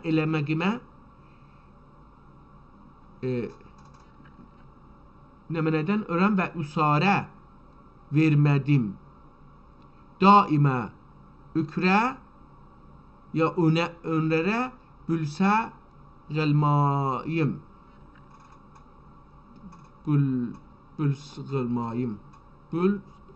Gılmayım. حالا این هنوز هم به این کتاب عادت نکردم دوستان. باید این کتاب رو من باید یه کار دیگه بکنم. من باید قبلا یک کتاب رو یه مقدار چشم عادت بکنه بیام که معرفی بکنم. حالا این کتاب شروع میشه. این صفحه اولش رو میبینید. البته خودش شماره گذاشته اینجا گذاشته 7، بالا یه 7 گذاشته، این زیر 1، ولی در پایین ما شماره 8 رو میبینیم و اینجا 9 رو، البته اینجا 2 زده. خب حالا این کارو کرده. این کتاب چند تا صفحه قبلی داشته که اینجا 6 بوده، مثلا قبلی ها 5 و 4 و 3 و 2 و 1 هم بوده، سفید بوده، اونا رو عکس نگرفته. از اینجایی که دیگه این صفحه یه نوشته داده، خودش اومده چون کتاب رو باز میکنه 2 صفحه رو عکس میگیره، یعنی اسکن میکنه، اومده برای این 2 صفحه گذاشته 1. برای همین صفحه دوم رو که ورق میزنیم 2 رو میبینیم اینجا دوستان، این 2. صفحه سوم بریم اینجا 3 رو میبینیم دیگه. اینجا 10 و اینا کاری نداره، این 10 و 11 رو باهاش کاری نداره. این کتاب یه کاری که کرده نویسنده، بالای صفحه اون پایانیش، یعنی حالا وقتی ورق میزنید نوک صفحه اونجا شماره گذاشته. این فکر می‌کنم عشق باشه.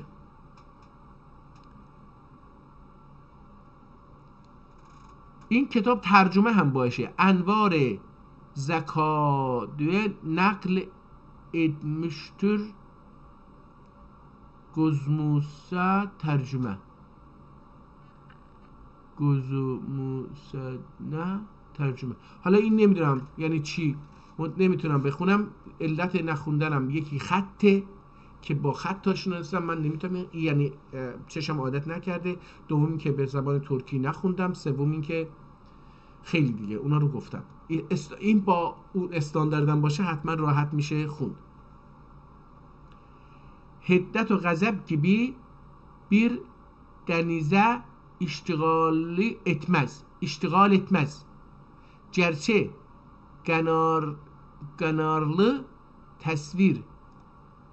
حالا این احتمالاً همینجوری دارم میخونم، احتمالاً این نباشه. ganarlı tasvir ederlerse de gerçi qanadlı təsvir edərlərsə də qanadlı ütmiye ya ütmilliye beraber kanadlı ütüsüyle kanadlı ötesiyle ihtimalen inciri başı ötesiyle beraber süratle geçip gitmez. İnsanın kalbine yavaş hulul eder. من اینجوری میخونم یواش این نمیشه دیگه. حالا من اینو yavaş میخونم. یواش hulul eder. Baktıdır sene alır bir kere. آها میشه خون چشم رو یواش میشه بهش چیز کرد. انوار زکادن پلورتال خزان. شعرم گفته احتمال میدم که بذار ببینیم چی احتمالا این رمانه، یه داستانه. این یه داستانه دوستان. ای چی اینجا kainati tenvir و tertip eden güneşle bildiriler değil senin. Ot her necm احتمال میدم رمان باشه چون که به شکل خزانه خزان olmayaydı ne kadar bahtiyar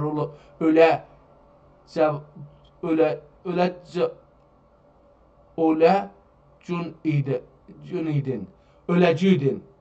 احتمال میدم خزان olmayaydı ne kadar bahtiyar öləcün idin. نه قدر بختیار اولجو ایدین. اینجوری باید بخونیم. دارم یواش به این عادت میکنم. حالا بذار ببینیم چی میشه. مثلا جو رو یه جوری نوشته آدم نمیدونه چیه. وا خزان ot İsterine çehre abusini gösterdi. yine ot از علامت تعجب اینا استفاده کرده. جالبه 3 نقطه با اینا استفاده کرده. خیلی این از نظر ادبی. حالا بذار ببینیم این صفحه چی.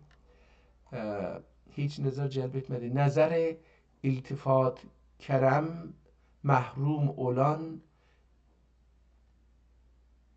eşya hiçbir nazar celb eder mi? Vahdi birbirine basit ve mezac eden Allah'a kadar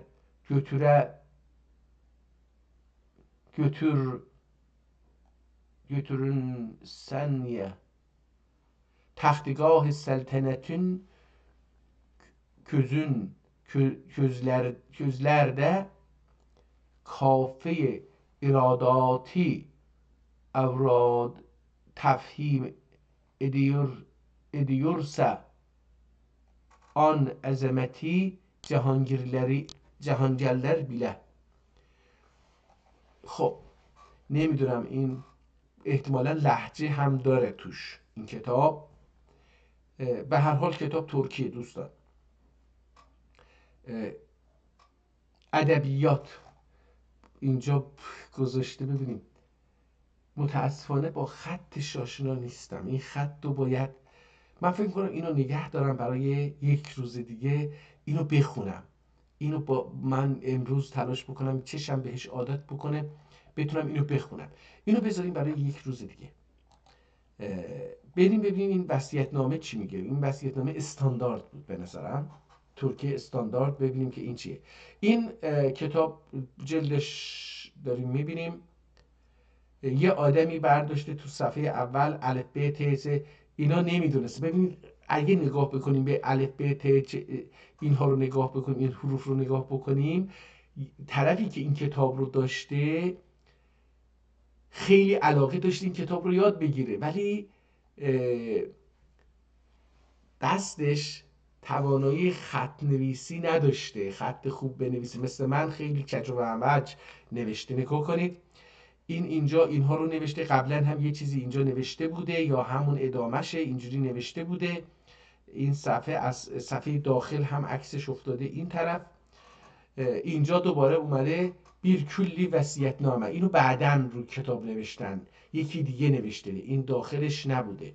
حالا ما این صفحه اولش رو تو اون عکس نشون دادیم. بذارید ببینیم چی به جای نقطه انتهای صفحه نقطه قرمز گذاشتیم، یعنی هر جمله که تمومش شده یه نقطه قرمز گذاشته که مشخص بکنه زیر بالای هر کلمه مهمی که به زبان ترکی نیست هم خط کشیده. اینم از اینجا تا اینجا میتونید ببینید استانداردش چجوری استاندارد میکنه. میخواد به خواننده کمک بکنه که کتاب رو راحت بخونه. فرقش در اینه. مثلا ما از اینجا صدق ile اخلاص ile قلبینی ریادن باک ادر جوهری، جوهرش اون وجود اصلیش قلبش رو از ریا خالص میکنه، پاک میکنه. حالا اینجا پاک رو من پاک خوندم اما به نظر میاد که مثلا باک باشه، پک باشه، اینو کامل دیده نمیشه، تا کاملا متوجه نشدم. ایمان ایله جان دیله وریر غرجلا وریر جلا بو کتابی. حالا اینجا یه حرفی داره که من نمیتونم بخونم. سوسیوب inanmayan münkerlerin yok nasibi. Susup inanmayan münkerlerin yok nasibi. جمله تموم شد. کسایی که ساکتند و ایمان نیاوردند یا منکر هستند اونها نصیبی از این چیز ندارند. جنت اجره هیچ اجلمن هیچ اجلمن مشکلی hiç acmen müşkili hurilerle zevk edip cennet sefasın isteyen bu kitaba اعتقاد etsin هم olsun amili. حالا میگه هر کی که میخواد اینجوری دیگه، هر کسی که میخواد در جنت، بهشت نیست، جنت متفاوته، بهشت در زبان فارسی یه چیز دیگه است. جنت بخواد صفا بکنه با حوری ها، عشق و حال بکنه، این کتاب رو باید چیکار بکنه؟ استسیم بو کتابه اعتقاد اتسون، باید به این کتاب اراده بکنه که به این کتاب اعتقاد داشته باشه، هم اولسون عاملی، هم که به این کتاب عمل بکنه. بو کتابین ایجی دولو آیت اخباریله، داخل این کتاب پر است از آیت و اخبار احادیث. بو کتابه بولونور، بو کتابیده بولونور هم جوق ها کتابن حاصلی. در این کتاب خیلی هم جوق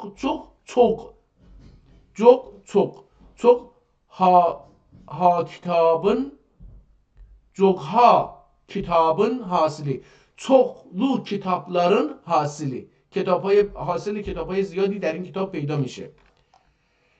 Bir kullinin bu kitabın yarı ya da edip ol bülbülü. Bir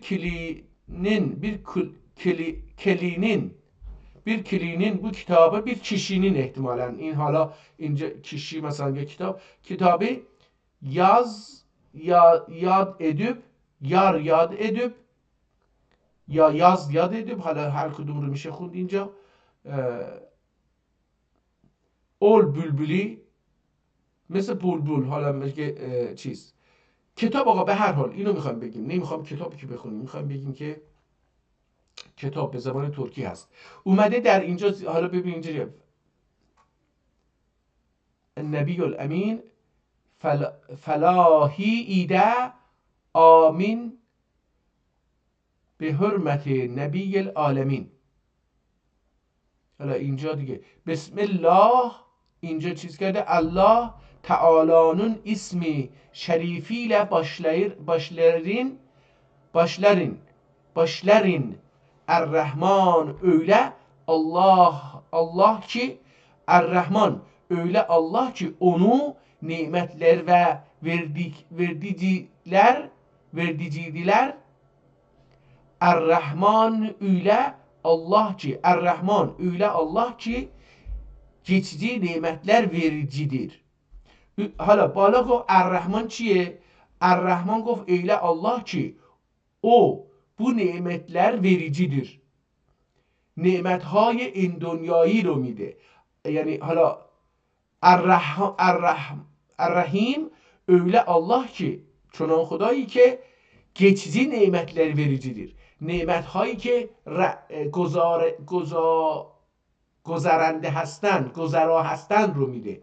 ببین رحمان و رحیم رو خیلی فرق معنی کرد. گفت رحمان نعمتهای ماندگار، رحیم نعمتهای گذرا. فرقش در اینه، فهمش در اینه. من این معنی زیبا رو در تفسیرهای فارسی ندیده بودم.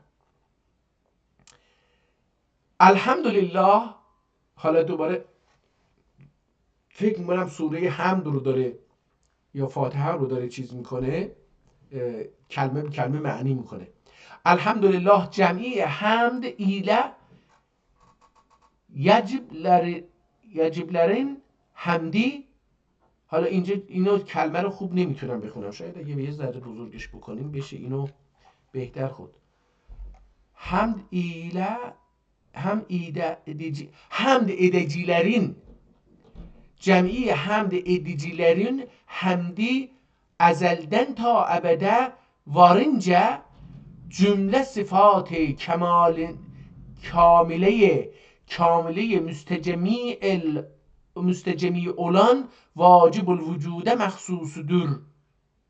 او چقدر زیبا گفتین رو آقا. این تفسیره، اراده رو گفته. تفسیر خیلی زیبا میگه. این من چجوری اینو ترجمه بکنم؟ الحمدلله رو داره تعریف میکنه، میگه جمعی حمد ادیجیلر، تمامی هر کسی و هر چیزی که حمد میکنند، حمد کننده هستند، حمد اونها از ازل تا ابد، وارنجا از اول تا به آخر که برسن، یعنی هنوز نیست ولی در وارنجا یعنی تا ابد برسن. وارنجا جمله صفات کامله مستجمی اولان واجب الوجوده، اون واجب الوجودی که دارای جمع کننده تمامی صفات کامله هست، مخصوص اون حمده ها، مخصوص دور الذی. این دوباره الذی öyle اللهی که هدینا چی میشه؟ لاسلام bizi hidayet eledi, apardı, برد به اسلام، دین اسلام için bizi irşad eyledi. دین اسلام için bizi irşad eyledi. یعنی به طرف دین اسلام ما رو رشد کرد، ارشاد کرد. ایلدی و جعلنا داخی و ها بلا بیزی قرار داد، داخی بیزی قلدی من امت محمد و ها بلا اللهی که ما رو و دیگر هم این که ما رو جزو ملت امت حضرت محمد قرار داد. محمدین امتیندن قلدی علیه السلام، ما رو از امت محمد قرار داد. قلدی یعنی قرار دادن، کار کردن، عمل کردن، کاری رو انجام دادن که صلوات و سلام بر او باشه. صلوات و سلام آنون üzerine. آنون کی نیست، آنون اینجا اونون نیستش. ما امروزه داریم میگیم اونون، اما اونجا آنون üzerine olsun. یعنی انواع تعظیم و جمله مکروهیدن امین و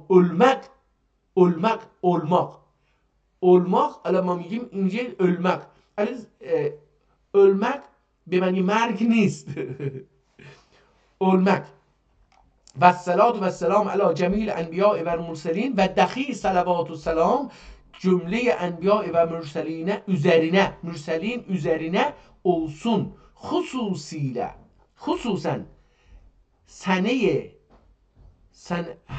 حالا اینجا من این کلمه رو سنه به خصوص onlardan ala afzal المخلوقین cemi mahlukatın afzal üzerine olsun.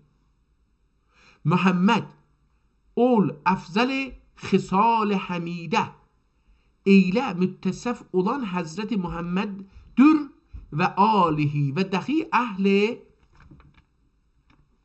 اهل بیتinin دوباره اینجا که نیست این نونه اهل بیتinin اینجا میاد üzerine olsun ve sahabe ecmaîn ve mübarek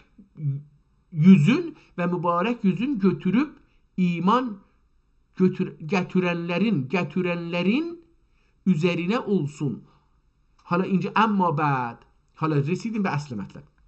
الله تعالی حمد و حالا دوباره شروع کرد که و رسولینه و آل صحابینه صلوات و سلامیدن فارغ olduktan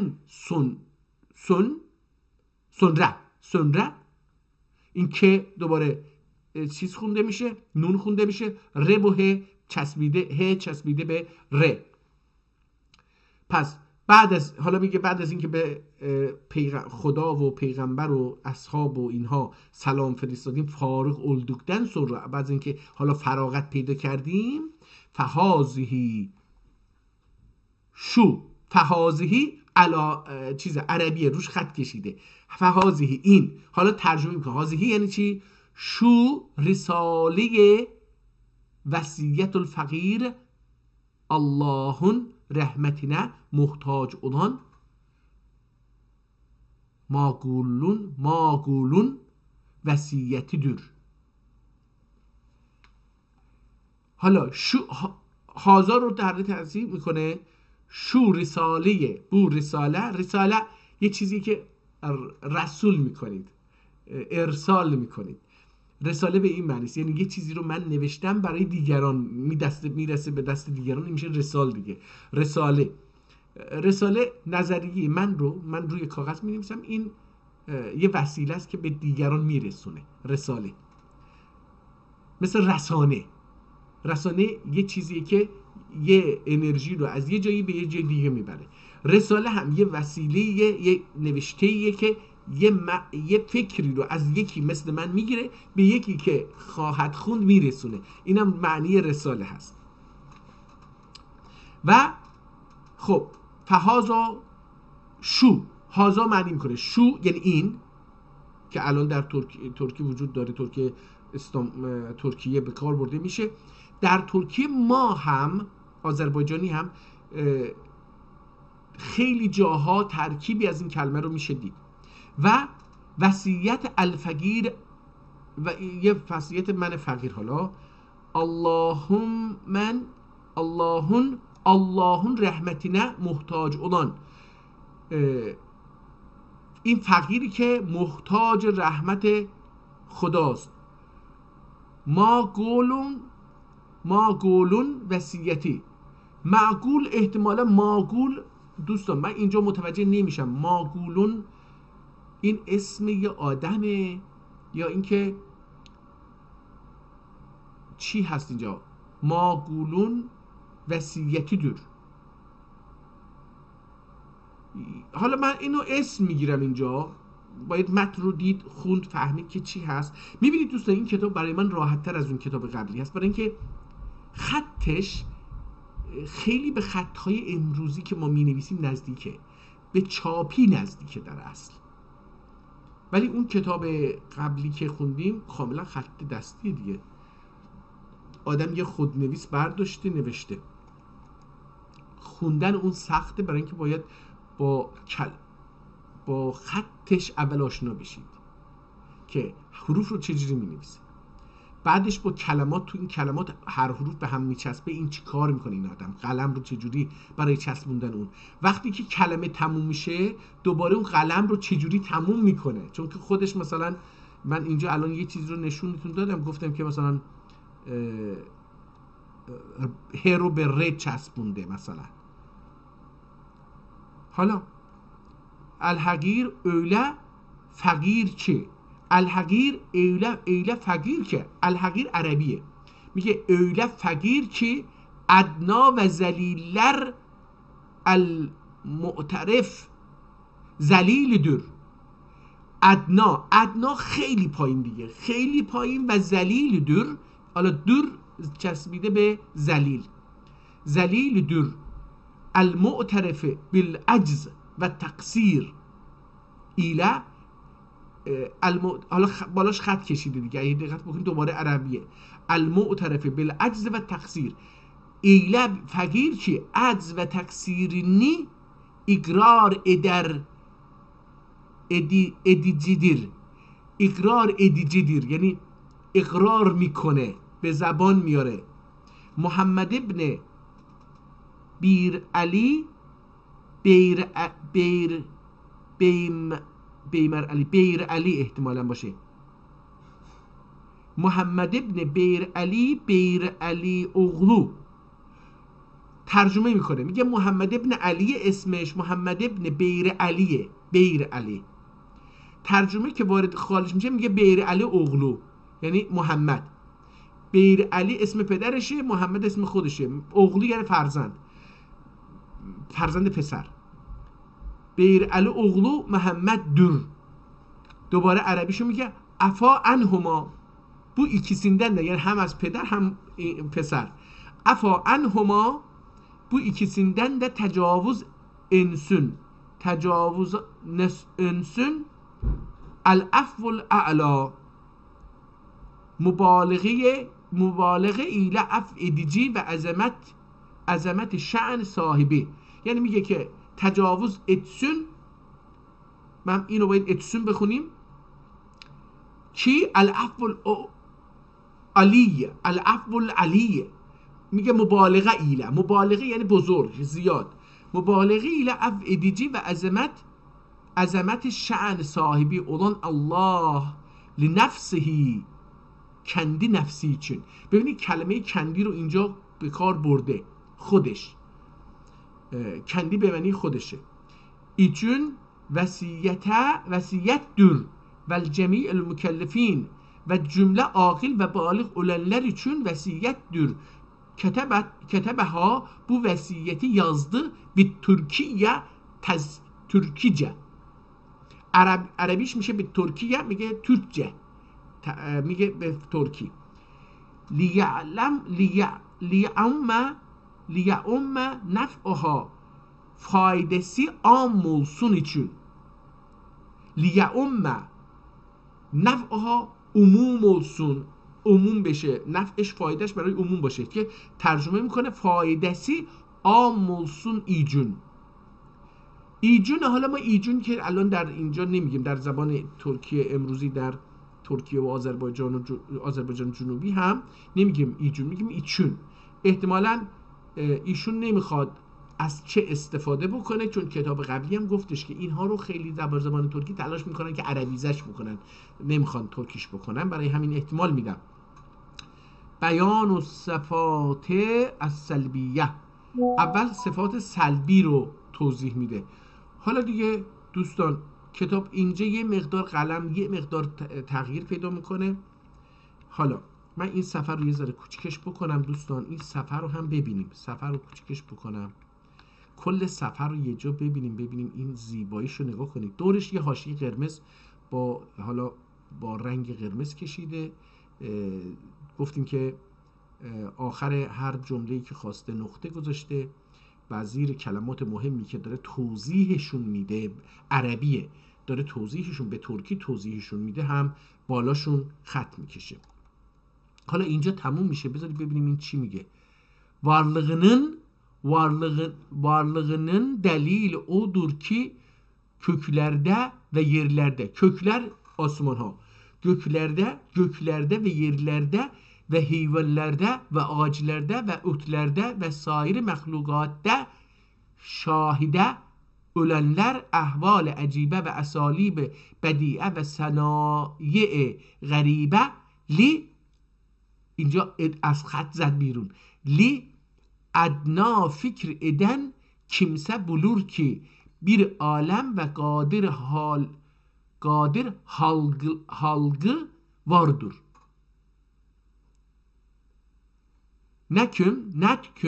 Nekim Ali benai gören kimse ol benanın Ali binai hemen Ali binai gören kimse ol binanın bir banisi var idü kin bildiği gibi bazen agrabiden Allah Teala'nın varlığına delil nedir diye sual ölüne kadar ölüne kadar doğni dönmek doğni dönmek varlığına ve eser.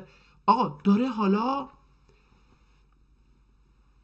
وصیت‌نامه نیست، این اسمش وصیت‌نامه است، داره در مورد اینکه چجوری باید خدا رو اثبات کرد اینها رو میگه.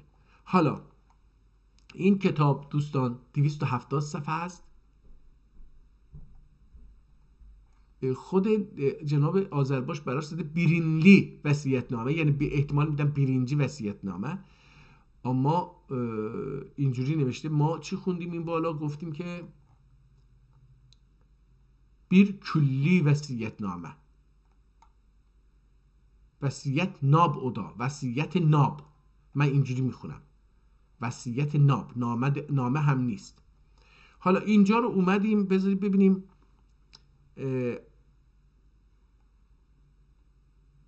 خطش خیلی زیباست. خیلی زیبا. خوندنش آسونه. بعضی جاها رنگ اینجوری چیز کرده قاطی شده و اینا آدم نمیتونه کاملا بخونه.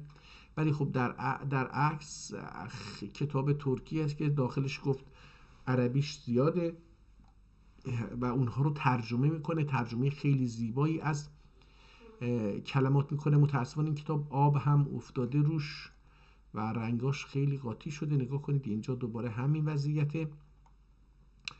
کتابیه. حالا آقا وصیت نامه نویسی، وصیت خودش که تخصصه. الان در کانادا ما نمیتونیم وصیت خودمون بنویسیم. خب وصیت رو اگه در کانادا شما خودتون بنویسید بدید بچه هاتون، از طرف دولت قبول نیست. باید برید یه وکیل براتون این وصیت رو که استانداردایزش کردن، یعنی یه متنی رو نوشتن، وکیل اون رو براتون تنظیم بکنه. بعضیاشو خط میزنه که این مال شما نیست، بعضیا رو چیز میکنه. به هر حال شما اونجا وصیتتون رو اونجا مینویسید. این وکیل $800 تا $1000 از شما میگیره، این وصیت‌نامه رو مینویسه. ممکنه یه نسخه به شما بده، ممکنه هم نده. این وصیت‌نامه رو خودش یه جا خودش برای نجات میداره، یه جا میفرسته به دولت. یه کپی باید بره دولت، دست دولت، چون دولت از مرگ شما منافع میبره. در نتیجه یه کپی میفرسته دست دولت. وقتی این آدم بمیره اولش باید همه میگن، اولین کاری که میپرسن هر بیمارستان بمیره خونه بمیره، این وصیت داری یا نه، باید چیکارش بکنیم. بعد به وکیلش زنگ میزنن، پیداش میکنن یا وکیله میاد و کارش رو انجام میدن. حالا وکیل کار خودش رو باید انجام بده، اتوماتیکه، دولت کاری نداره به این. اینا کارشون انجام میدن، بعد سهم دولت رو میفرسته به دولت. اگه وصیت نداشته باشه کل اموال میره دست دولت. برای اینکه بچه های شما بتونن اون املاکتون رو، داراییتون رو، تو بانک پولتون رو، زمین هاتون رو، خونتون رو، کارخونتون رو، سرمایه‌تون رو، نمیدونم اون اگر سهامدار یه جایی هستید، از بورسی یه چیزی دارید، اینها رو بتونن یه مقدارش دست بیارن. اول دست دولت گرفت. از دست دولت شما نمیتونید چیزی رو در بیارید. برای اینکه یه چیزی حداقلی رو در بیارید باید با دولت بجنگید. 4 سال، 5 سال، 10 سال بجنگید تا بتونید از دست دولت اون پولی که دست دولت ها رو در بیارید. خب اینقدر استانداردش کردن بدون چیز باشه. ولی وقتی خود آدم تو زندگیش نوشت، حالا ارزون ترین جایی که شما میتونید بکنید اینه که مثلا بانک، فکر میکنم که RBC میگن دیگه، رویال بانک، این بانک مثلا $250 $150 $350 یه پولی میگیره، اون متن رو دانلود میتونید بکنید، حالا مفتی نیست. بانک اونو میگه دانلود بکن، پر بکن، بذار دوباره نمیدونم به یه وکیل میدید، به دولت میفرستید، به خود بانک میدید، نمیدونم چی کارش میکنید، به هر حال بقیه‌شو نمیدونم که بر اساس اون انجام میگیره. در نتیجه خود وصیت‌نامه یه تخصص بسیار بسیار بسیار بسیار مهمه. کلمات تک تک کلمات مهمه. تک تک کلمات، این کلمه چه معنی داره، چه اجازه‌ای به دولت میده، به وکیل میده، به ورثه میده، هر کدوم اینها چی میده. هر کلمه مثلا دولت ممکنه که روی یک کلمه دست بذاره بگه آقا این کلمه اینجا هست، من منظورم اینه، مثلا سهم شما اینقدر پایین میاد، بچه ها، زن، پدر، مادر، هر کسی، یا هر جایی که بخشیده مثلا اینجوریه. پول خیلی هنگفتی باشه، خیلی کتاب حیف شده، خیلی حیف شده. ببینید که دوستان، زبان ترکی زبان وصیت‌نامه است. وصیت‌نامه حرفه‌ای تخصصی هستش، نه وصیت‌نامه کوچه و بازاری. مثلا ما تو ایران مثلا پدر بزرگم یا پدرم یه وصیت‌نامه دستی می نوشت، حالا مثلا بچه هاشم امضا میکردن یا چند تا شاهد میگرفت امضا میکرد. قبول نیست در نزد دولت در کانادا، این قبول نیست. باید هم تخصصی نوشته بشه، هم متخصص تایید کرده باشه امضا رو. متخصص که یه آدم بی‌طرفه، یه وکیل نه بچه شماست، نه خواهرزادتونه، نه عموتونه، نه همسایتونه. یه وکیل یه آدمیه که شما رو نمیشناسه، پولشو میگیره، کارشو میکنه، فردا میره چیز میکنه. متخصص به این مفهومه. نگاه کنید شما وقتی دکتر میرید، ممکنه یک دکتر فامیل شما هم باشه، اما متخصصه. زبان تخصص بسیار فرق مونه و زبان ترکی زبان تخصصه. حالا من خیلی امروز نمیخوام برنامه طولانی بشه، بریم ببینیم که میتونیم یه جایی یه تاریخی از این کتاب پیدا بکنیم. حالا هر از گاهی هم یه چند صفحه سر بزنیم دیگه.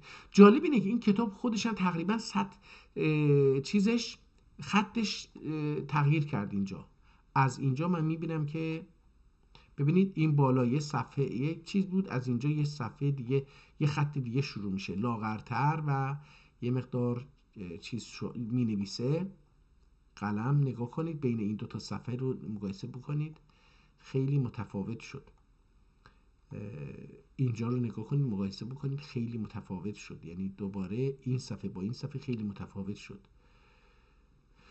ولی هنوز اون استاندارد یعنی صداگذاری رو داره انجام میده روی کلمه. حالا من این صداگذاری رو هم اینجا دوستانی که دارن میبینن نشون بدم. مثلا گفته که دابت الارض اردنجه، این اردنجه ترکیه، اردنجه کون سفر بدن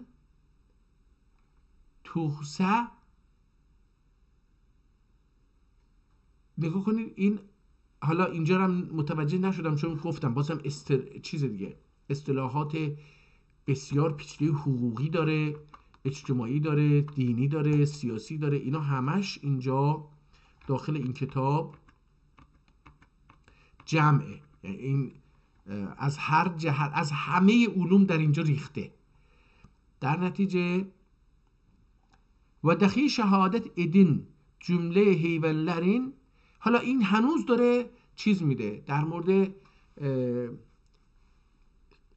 شما، یعنی انسان رو آماده آقا من وصیت رو کی می نویسم؟ وقتی که آماده بشم که برم مثلا در اون دنیا خدا رو ببینم دیگه، برم محضر خدا در اون دنیا.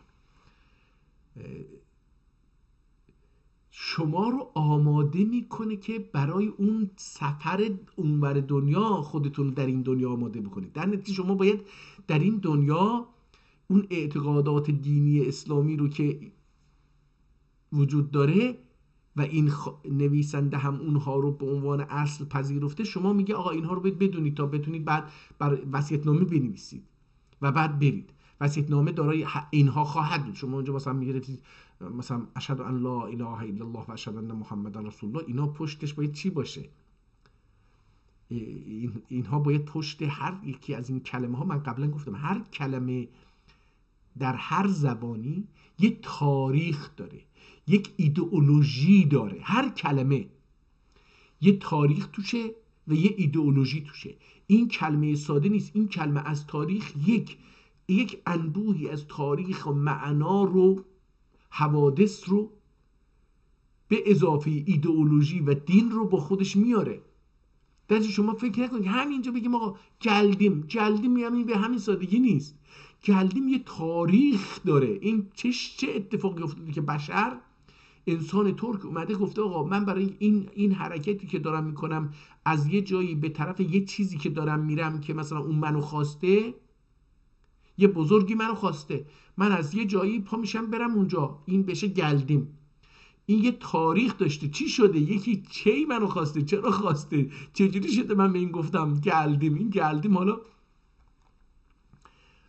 خب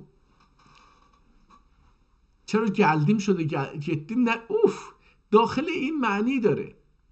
در نتیجه زبان، کلمه تنها عامل وسیله نیست. کلمه که از دهان انسان ها به طور مشترک میاد بیرون، یعنی انسان ها همه این رو میفهمن به چه معنی هست، از یک تاریخ اومده و این تاریخ رو با خودش داره. از یک دین و آیین اومده، ایدئولوژی اومده، اینم با خودش داره. مثلا شهادت نگاه کنید، شهادت به قبل از اسلام ربط نداره، بعد از اسلام ربط داره و به کسایی که در راه اسلام به جنگند شهید گفته میشه، نه در راه مثلا نمیدونم فلان رهبر.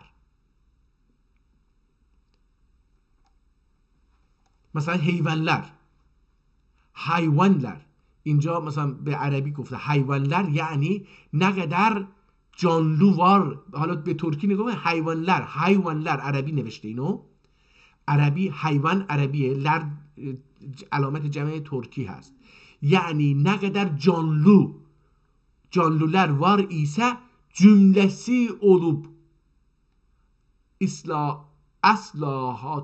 aslahatlu kimse. asla canlı ki اینجا hanlu نوشته، canlı kimse kalmasa gerektir. Ondan sonra kıyamet koyup tağlar havada kuş gibi uçsa gerektir Kur'an-ı Azim'inde ve yekunul cibalu kel ahnin nuguş buyurdu. Yani dağlar, ma hala میگیم اینجا میگه dağlar atılmış elvan sahibi yükler gibi olur. Eczaleri müteferrik olup havanın tağıldığı ecelden و حالا نگاه کنید، یعنی داره قرآن رو تفسیر میکنه در رابطه با هر چیزی که میرسه. یک کتاب عقیدتیه. وصیت در اسمش حالا احتمالاً وصیت باشه، اما این یک کتاب اعتقادی هستش. بریم صفحه 127 بریم 150 رو پیدا بکنیم. خب 150 نرسید. برای چی؟ گفتیم که این هر دو صفحه رو یه صفحه اعلام میکنه. منم که بالا فقط یه صفحه رو میبینم. اینجا گفته 135 صفحه است، پایین گفته که چند صفحه است. بذار ببینید اینجا صفحه رو زده حتما. 133 بالا هم گفته 150 و 100 چی، حالا هر چی. کتاب خیلی چیز دیده، خسارت دیده. میخواستم ببینم صفحه آخر میتونم یه چیزی پیدا بکنم که در چه زمانی نوشته شده.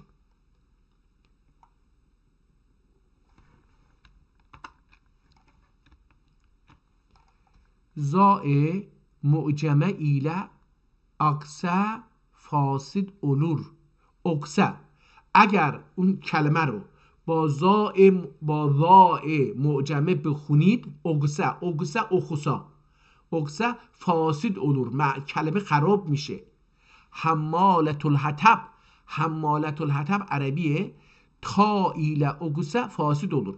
اگر اون حطب ت دسته‌دار رو با ت دو نقطه بخونید که ما همین کارو میکنیم، حطب، ما نمیگیم حداب، ما میگیم حطب میگه باشه بازم میگم فاسد olur. اغسه فاسد olur. الله احد اینجا چی؟ ها ایله اغسه الله احد، اون احد رو با ها بخونه، با هی هدایت بخونه، ایله اغسه فاسد olur. الحمدلله اون حمد الله رو با ها برینه، ها برینه، ها ایله اغسه فاسد olur. اگر اون ه حسن رو با ها هدایت بخونه فاسد میشه.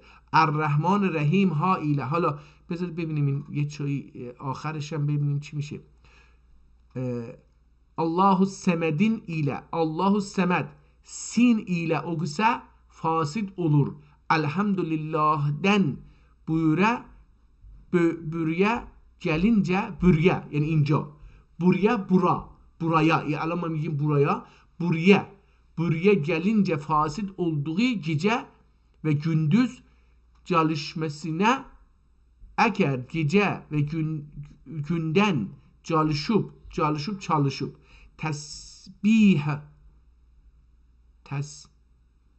tesbih etmeye kadir olmadıysa namazi sahih olur demişler. Ettehiyyat ha ile, ettehiyyat, kelime ettehiyyat he der un ile oksa fasid olur. Sırat ta ile oksa te آخر فاسد olur ve tin ta ile oksa fasid olur. این کتاب ادامه داشته. این کتاب اینجا نیست، این جلد اول کتابه. 200 خرده‌ای صفحه، 270 صفحه کتابه و من فکر کنم که چیز اولشه. تا اینجا که من نگاه کردم دوستان، این وصیت هنوز به وصل وصیت نرسیده. مثلا ببینیم ikinci سین چیه، این دومیش چی میشه، این اولیش چی بود، کجا گفته. حالا این که اینجا رو هم که ببینیم، اینجا ikincisi beraber olan öğret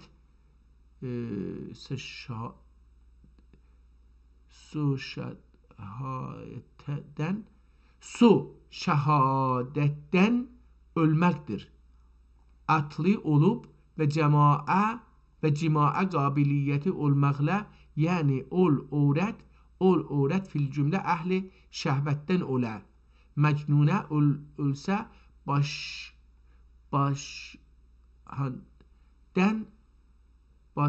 şehadetten olmayan sagir olsa. حالا اینجا مثلا یک کلمه‌ای به کار برده که من مثلا سو شهادتن، دوباره اینجا